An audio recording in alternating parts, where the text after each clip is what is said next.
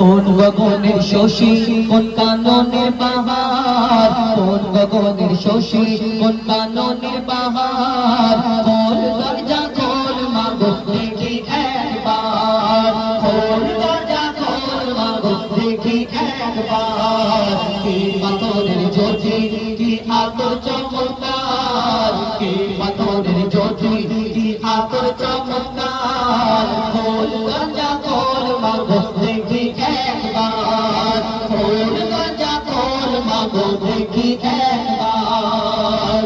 দরজা বন্ধ করে দেওয়া হয় আর জানলার ধারে চলে যায়। কি বলে কবি ছন্দের মাধ্যমে আরো লিখছে দেখো, জানলা ধারে বারে বারে ওরে বালারা ওকে মারে, ও মা আমিনা দরজা খোলো না দিদার করি প্রাণ ভরে।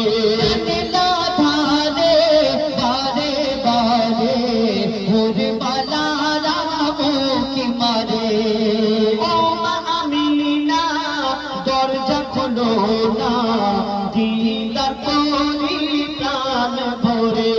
জিবরিল আমিন সাবধান করে বলে হুঁশিয়ার, জিবরিল আমিন সাবধান করে বলে হুঁশিয়ার, দেখে যেন থেকে যেও না দুনিয়াতে এবার, দেখে যেন থেকে যেও না দুনিয়াতে এবার। কোন গগনের শশী কোন কাননের বাহার, কোন গগনের শশী কোন কাননের বাহার, খোল দরজা খোল মাগো দেখি একবার, খোল দরজা খোল মাগো দেখি একবার।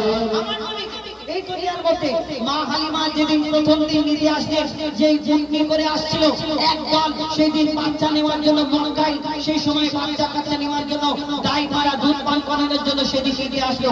আর মা হালিমার উটনি এত রোগা পাতলা এত রুক্ষ শুক্র ছিল, তার চলার মতো তাপ নেই। আর মা হালিমার উটনিটা পিছনে পড়ে গেল, সব উটনি যে যার বাচ্চা নিয়ে গাই মারা চলে গেল।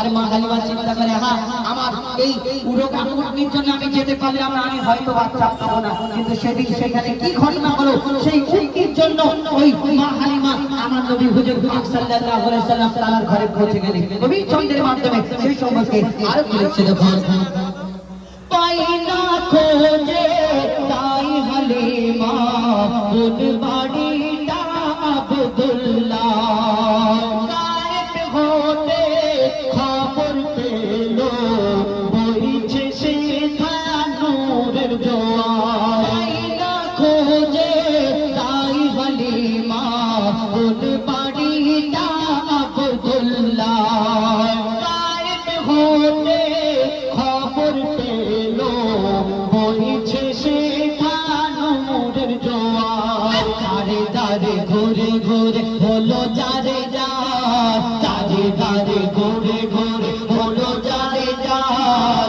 উটের জবান খুলে গেল দেখিয়ে দিল ঘর, উটের জবান খুলে গেল দেখিয়ে দিল ঘর। কোন গগনের শশী কোন কাননের বাহার, কোন গগনের শশী কোন কাননের বাহার, খোল দরজা খোল মাগো দেখি